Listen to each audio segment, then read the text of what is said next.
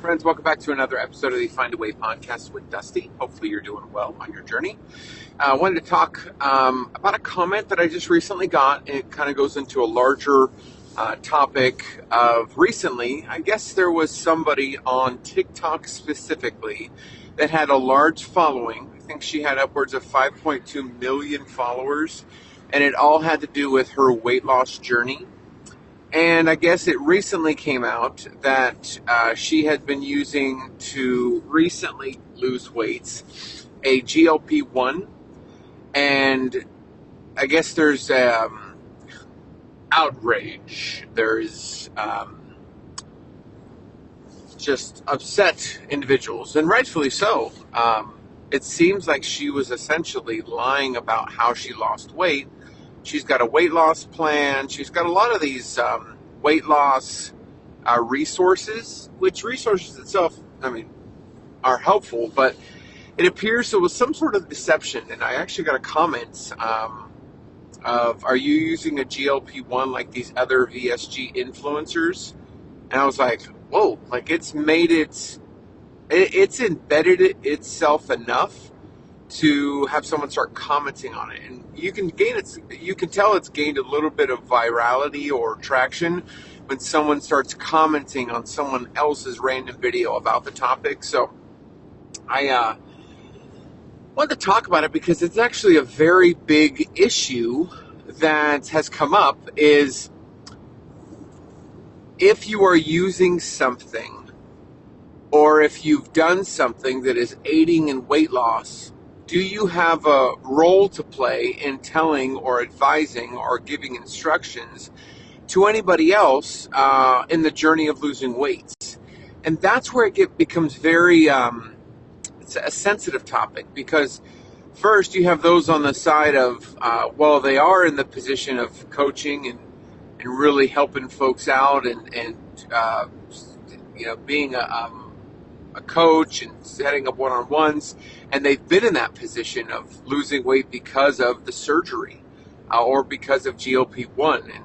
And you're going to kind of alienate individuals on one side to where, like, if you take the stance of no, you used something to gain, you used something to get to your eventual goal, and so how can you advise anyone to go from A to B without some sort of assistance? Like, you didn't figure it out, so how does you becoming a coach, signify that you have figured it out and you can instruct others to figure it out? So that, there's the real big piece right there. On the other end of it, maybe somebody has gotten over a threshold of losing weight, and they've kept it off, and they've learned how to keep it off, and so they've learned principles and have learned tools and resources and have learned things along the way to help others lose weight. So So I'll speak from my point of view as far as an individual. So, in 2016, I had the surgery, and at 534 pounds, obviously you know my journey, where I just unfortunately was in a medical necessary position where I needed the surgery to survive. And I lost the weight in about 2.5, 3 years. And then I've 9 years out from that journey. So, that's right, 2025. So, so I'm 9 years out from that journey. And so at this point now, I offer accountability coaching, which, if you've done it before, you essentially know it's a one-on-one conversation. And instead of this structured plan, you need to learn this day, and then by week 2, you need to learn this. I'm very flexible with what that accountability coaching is, in the sense of it's a one-on-one conversation. I'm going to give you every single piece of resource that I can to help you on your journey, from my ebooks to strategizing, talking one-on-one, and then also setting you up for the future, always making sure that I email out any things that we talk about so that way you have something that you can reference for future. And those that I have done accountability with multiple times, it's been a really, honestly, a conversation I've really looked forward to because I get to catch up, but also help re-strategize. You got to think of it as somebody that is a Olympic runner.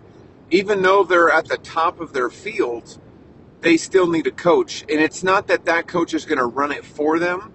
It's not that that coach is going to have this special sauce to put in their legs to go fast. Like, it's the coach has got a specialty that helps organize and strategize for already this top tier individual. And so anyone that I meet with, top tier individuals that I'm just sitting there, working with. I'm not going to actually go through the actual diet or exercise program, but I'm going to help strategize on how to get through it because I'm going through it too. And so from my position, it can absolutely be said, well, how can you, as someone that technically needed assistance at the beginning of your journey, be any sort of voice of reason for someone that doesn't go that route? How can you provide any kind of over the hump information? And that is a actual sizable gap.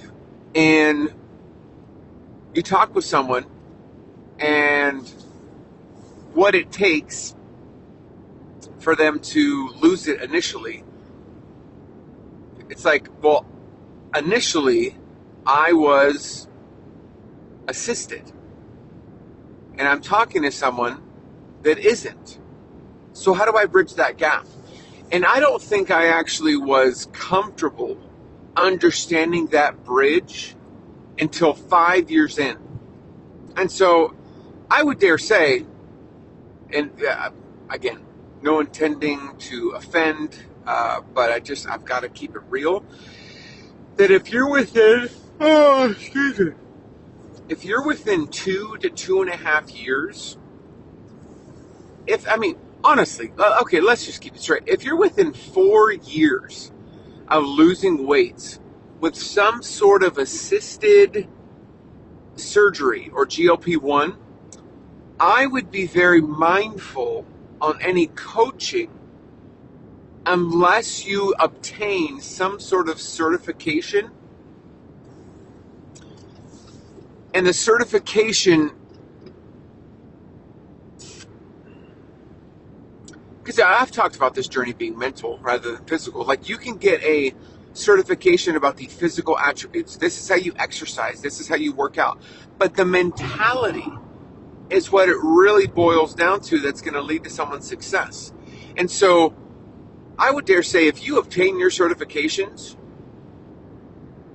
you get your personal training, you get your nutrition, dietitian, whatever it is, what qualifies you in relation to the mental aspect of helping and assisting someone else? If it's just a physical, I would wait at least 4 years before ever offering any kind of coaching. If you obtain that, and I don't even know, like I would have to, it's probably a special scenario depending on the person, really. Depending on the situation with the individual, it's really dependent on if that person is really qualified to mentally take you through that journey. And this is very kind of warning specific. You got to be careful with who you attach to yourself as a coach. Maybe look at success stories, but even the success stories means that they're already doing the coaching, and so that's where I'm a little hesitant. And this is specifically to those that have used GLP-1, or if you have had surgery and you're in the position of wanting to offer coaching. Just got to be very mindful and very careful, because that person didn't know how to cross the hump of the initial weight loss. So how can they instruct on the initial hump of helping you lose weight? And Yeah, I'll speak specifically to me. I felt that after 5 years, I needed to get some sort of coaching certification, and mine was instead of it being well, what is the name of my certification? Like, it's been so long. It's been 4 years since I've got my certification. So I think it's the fitness holistic fitness coach. Yeah. So the real approach to things is understanding the physical side of things, but also understanding the nutritional side of things. So kind of doing both at once. But then also there was a good portion in that program that had a lot to do with the mental health side of things. And so for me, 5 years in, the question I had to ask myself is, how could I lead anybody else if I can't exactly mirror their situation? And 5 years into the journey, I felt like I could, and it was very, it's almost like I had to meet with individuals that I knew first in order to really, the second yawn, to make me feel comfortable. So, because I'm trying to think, like, what really propelled me to offer that accountability coaching, and why did I veer away from like a structured 12-week coaching? And I think it has a lot to do with, I started off with people that I knew and giving them help and instruction, and I saw the worth and the value in that it was actually helping not only the physical loss of weight, but also the mind connection, the emotional connection, the food addiction, the therapy, and the mental health training that I had gone through. It kind of all came to a point where I'm helping a few people and I'm connecting the dots. So I warmly walked into what was next. And then I started noticing with people I don't know, it was starting to connect. So I opened it more. So, if you are someone that has used the GLP-1 or has had surgery and you're thinking about coaching, you got to start off with people that you know and see if there's even a way you can, or if there's even if you even can. Like, you got to be honest with yourself. I know it's like, hey, I can offer coaching. This can be a financial opportunity for me. Listen, let me just tell you straight up and down. If you're using your coaching as a financial opportunity for yourself, and that is your sole goal of, like, this can be my business, I can make money, get out of town. Like, don't even try. Don't even attempt. The mission, the goal, the forefront of this whole thing is your desire to help people change from where you were to where you are now, and connecting the dots and helping. Yes, of course, there's going to be a cost associated with it. And depending on demand and depending on the time and the effort that's put in, then you can determine the cost and work that out and make sure that it's reasonable. I have always asked for feedback from a few individuals along the way at periodic points. Hey, just let me know as far as value. And I have never gotten this is about right, or this is too much. I have always gotten that you should be charging more. And I've always been like, okay, I'm going to stay at the you should always be charging more. And if I ever get feedback of, yeah, this sounds about right, that's where I'll probably lower it. If you're listening to this and you do coaching,